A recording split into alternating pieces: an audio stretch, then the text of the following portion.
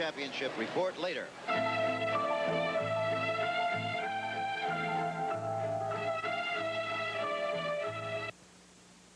ABC's Wide World of Sports, exclusive Olympic medalist Nellie Kim, Russian star Alexander Ditiatin, and other world... Again, we return to the Tarrant County Convention Center in Fort Worth, the World Gymnastics Championships. I'm Jim McKay, this time with Kathy Rigby Mason, because we're going to talk about the women's competition. You know, there are certain athletes in many sports who just seem to end up as the center of attention, whether they're winning or losing.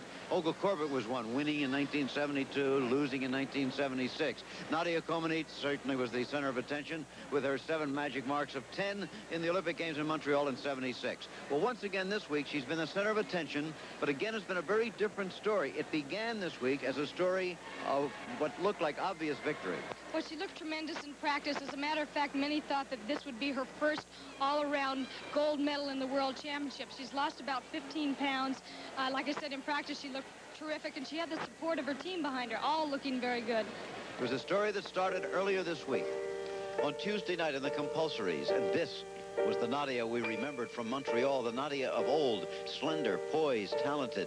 In the years since Montreal, we'd seen her put on weight, perhaps too much, and seemed to lose confidence on more than one occasion. But this was prime vintage Nadia. You know, Jim, the impressive thing about Nadia on this event is even though she's under a lot of pressure, tough competition, she doesn't hold back at all. She doesn't work cautiously, concentrates, and works very aggressively. The most spectacular routine of the evening. So it went all through the compulsories. One more night like that, and Romania would have its first team title. Nadia would be on her way to the individual championship. It all looked easy until the next night when the word came that Nadia was injured, was in the hospital. We'll continue the story in a minute. You know, Thursday here in Fort Worth, some hours before the optional competition would begin, Nadia Comaneci emerged from the hospital. Unsmiling, as seemingly imperturbable as ever, but the word was not good. The doctor said she had an infected wrist. You can see it's swollen, the hand there, and heavily bandaged, but they said that she would at least give it a try, and so she did.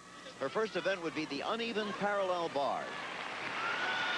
Everyone anxious to see if she could do it, but as it turned out, this would be only a token appearance. It would be impossible to work the uneven bars on a wrist that is so painful like that. There's too much weight being put on it constantly.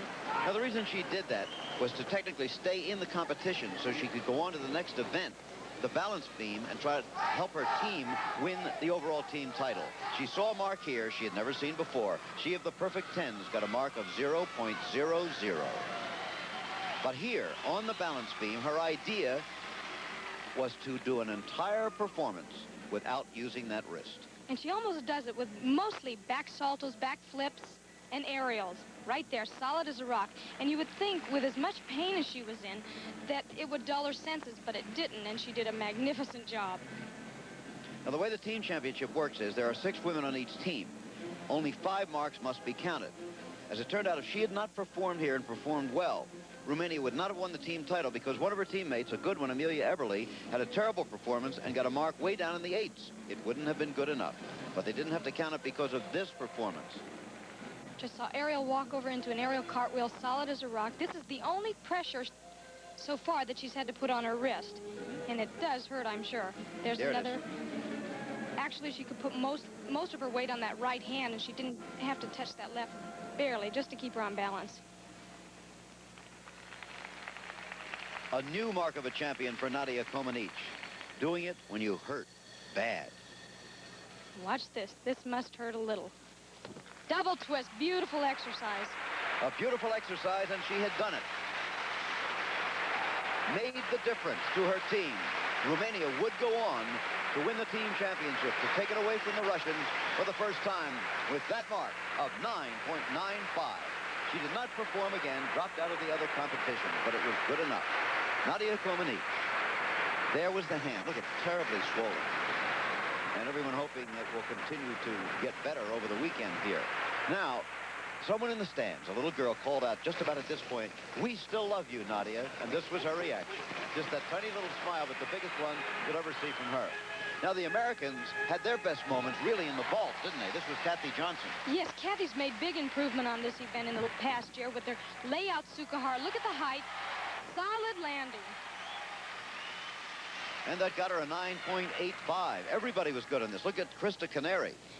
This is what Krista is one of our strongest vaulters. Handspring front salto with a half twist, and she really nails it.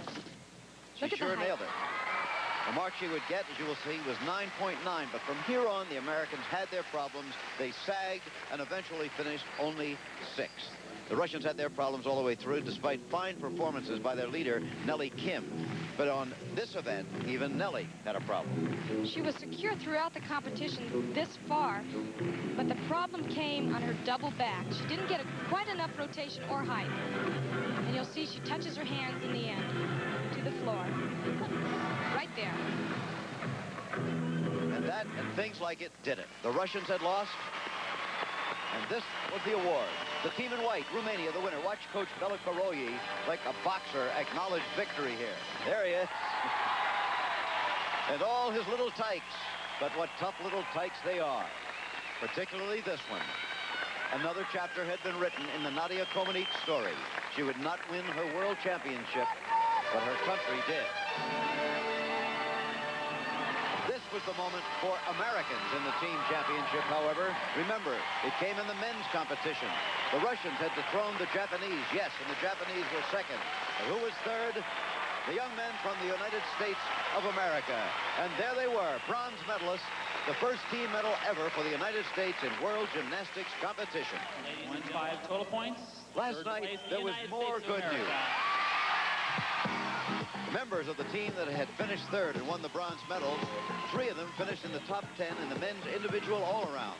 Kurt Thomas won a silver medal, America's first in the individual all-around. So next Saturday on ABC's Wide World of Sport, we'll devote our entire program to the World All-Around Gymnastics Championship with extensive coverage of last night's men's competition and the women's events to be held tonight.